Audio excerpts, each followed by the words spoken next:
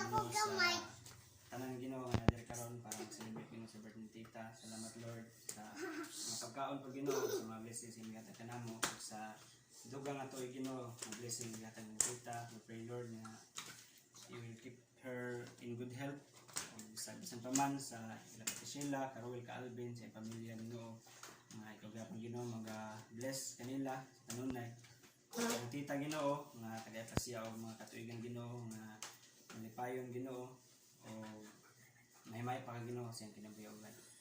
Si pang Ginoo sa pa yung mga plano ng tita sa unahan o sa pa may iya mga gustong mabuhat Ginoo, iya mga pangandoy paghapon na matuman ni Ginoo uban sa imong kabubuton. Salamat nga i-safety siya permi Ginoo. Sa paman sa mga pagkaon mo karon, we pray Lord nga maghatag niyo og kalipay kanamo o mabusog pud mi Lord sa among fellowship karon sa pagkaon Ginoo. Salamat sa tanang blessings tanan nagikan kanimo sa angayan ka Ginoo nga pasalamatan ning tanan.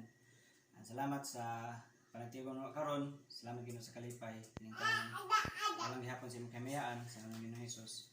Amen. Amen. Happy birthday